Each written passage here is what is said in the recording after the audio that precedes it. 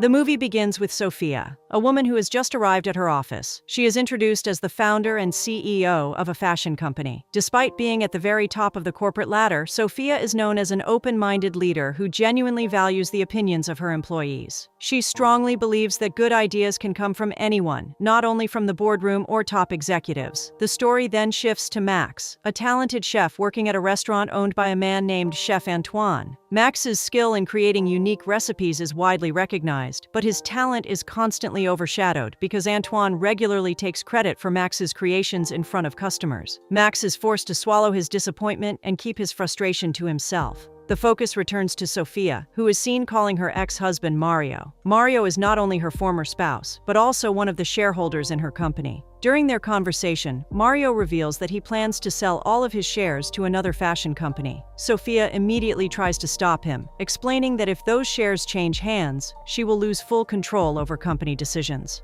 The buying company would end up holding an equal share portion to hers, which could significantly weaken her authority. However, Mario remains firm in his decision, arguing that Sophia's company has not shown any significant profit growth. The next day, Sophia quickly calls for a meeting with her team. One of her most trusted people, Miranda, reports the current situation. Out of 8 board members, 3 have already sided with Mario. One board member named Cassandra has chosen to stay neutral, while the remaining 4 have not yet taken a stance, including Fumiko, who is considering selling all of his shares. Since Mario needs the support of 2/3 of the board, Sophia still has a chance if she can convince those 4 undecided members. She decides that her first move is to meet Fumiko, who is currently in Fiji, and immediately asks Miranda to find the earliest possible flight that same day. The story then returns to Max, who is shopping at a market when he suddenly runs into his friend Julian. Julian tells him about a tech entrepreneur who is interested in investing in the culinary field. After hearing about Max's talent, the investor becomes interested in funding him so that Max can open his own restaurant. Julian then invites Max to meet this investor, who happens to be in Fiji. Although Max hesitates at first, he eventually agrees.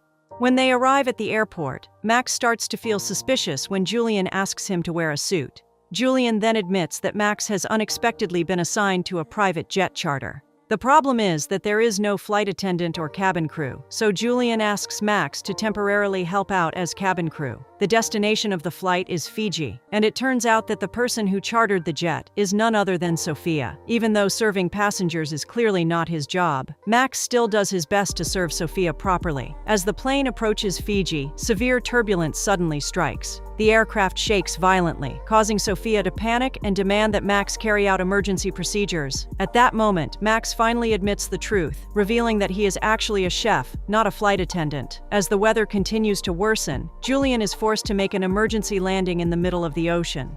When Sophia regains consciousness, she finds herself stranded on an island with Max, Julian, and a co-pilot named Lance. Julian, despite being an experienced pilot, admits that he does not even know their exact location. Hearing this, Sophia panics and becomes furious. She and Max both start blaming Julian for being unprepared. Lance even admits that he had no idea Max was not cabin crew. Julian tries to calm everyone down by assuring them that help will definitely come. However, Lance reveals the harsh reality. They are on a remote, uninhabited island among many islands around Fiji. Rescue teams will struggle to find them, especially since the plane has sunk and the signal transmitter system is completely dead. Even so, Julian remains optimistic, believing they can survive with the supplies they managed to save. Julian and Lance head up a hill to look for signs of life.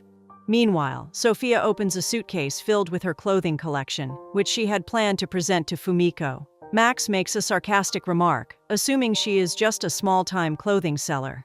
Sophia immediately clarifies that she owns a major fashion company and is currently fighting to save it because many employees depend on it for their livelihoods. Julian and Lance later report that there is another island to the west. They plan to head there using a small boat to look for help. Max and Sophia are asked to stay behind because the boat is not strong enough to carry all 4 people through the heavy waves. After Julian and Lance leave, Max arranges the word "help" on the sand using whatever materials he can find, hoping that a passing plane might see it from above. As night approaches, Sophia asks Max to build a simple shelter since there is no certainty about when help will arrive. Luckily, Max has a bag of kitchen knives that can be used to cut bamboo. Since there is no rope, Sophia tears one of of her own clothing pieces to use as binding. Amid the uncertainty, Max tries to lighten the mood by getting to know Sophia better. He asks why she entered the fashion world. Sophia explains that her interest began when her mother taught her how to sew, eventually growing into a serious passion that led her to found her own company. After marrying Mario, she held most of the company's shares, but now Mario intends to sell his portion. Once the simple hut is finished, they light a fire to stay warm. This time, Sophia asks about Max's journey as a chef. Max explains that his love for cooking led him to work at a restaurant owned by a Frenchman named Antoine. He also admits that he once opened his own restaurant, but due to poor management, the business ended in bankruptcy. That night, Julien and Lance are still drifting in the ocean as rain begins to fall, making their situation increasingly dangerous. Back on the island, Max and Sophia take shelter under their hut and try to rest despite their anxiety. When morning comes, Sophia wakes up first and unconsciously watches Max. She begins to admire his calm attitude and positive mindset, even in such a desperate situation. Meanwhile, Julien and Lance finally reach a beach and encounter a local resident. Back on the island, Max and Sophia face another setback when their food and water supplies are swept away by the waves.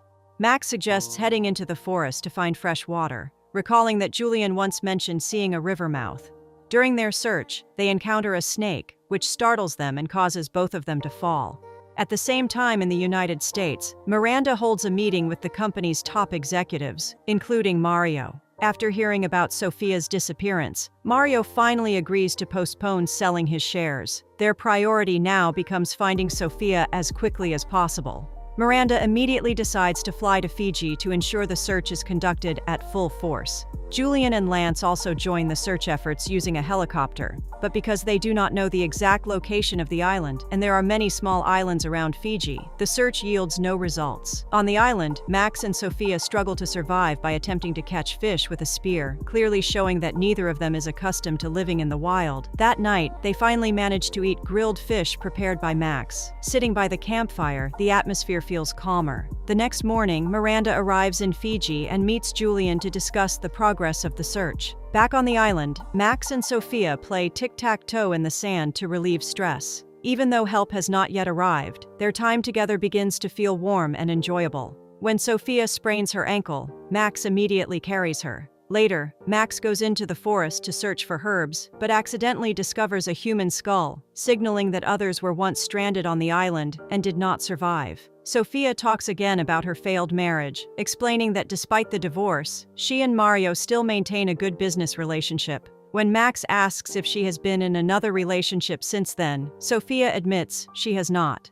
The next day, while exploring the island, they see smoke from the top of a hill, suggesting other people are present. Hopeful, they approach, but Max senses something is wrong after finding a bag full of money. When he realizes the three men nearby are pirates using the island as their base, he urges Sophia to run. They hide behind tree roots and avoid being discovered. Once safe, Max comes up with a plan to steal the pirates' boat. They observe from higher ground, but soon realize the pirates' boat has already left. Since returning to the beach is too risky, they spend the night on the hill, gazing at the stars. Max opens up about his fear of meeting the investor due to his past failure. Sophia comforts him by sharing her own struggles before success. Encouraged, Max confesses his feelings, admitting that despite the danger, he is happy to be stranded with her. Sophia admits she feels the same. However, they decide to rest before emotions take over.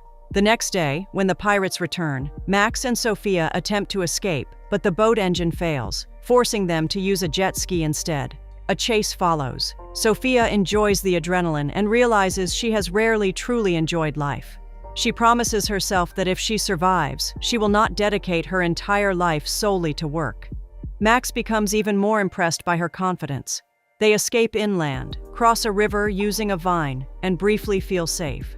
Just as Max gathers the courage to express his feelings again, the pirates reappear. At that moment, Miranda and Julien finally arrive and rescue them. The disappointment comes when they learn that the supposed pirates are actually resort employees participating in a treasure hunt activity. They chased Max and Sophia because they believed they had entered a restricted area. After being rescued, Max and Sophia's bond grows stronger. Max invites Sophia to dinner once they reach Fiji. Upon arrival, Sophia is immediately approached by reporters questioning her about the company's shares. Despite exhaustion, she calmly answers them. That night, Julian informs Max that the investor is still in Fiji and has arranged a meeting for the next morning. Meanwhile, Mario calls Sophia, telling her to rest and confirming the postponement of the share sale. However, Sophia knows his decision could change, so she rushes to meet Fumiko, who has already left for Tokyo. Miranda charters a private jet for the next day. Sophia rushes to meet Max for dinner, but Max eventually leaves to prepare for his meeting. The next morning, Sophia leaves for Tokyo, leaving a letter for Max. Unfortunately, the letter causes Max to doubt whether their feelings were real or simply born from survival circumstances. Inspired by how stylish Sophia looked when rescued, she comes up with a new business idea and proposes an investment plan to Mario, combining fashion and the restaurant business. Mario agrees. Max meets the investor and changes his concept to a fully local Fijian restaurant, but the investor rejects it. Time passes. Max and Miranda become both business partners and a couple. 1 year later, Max's restaurant thrives, and the fashion company led by Miranda successfully rebounds with a fresh new concept.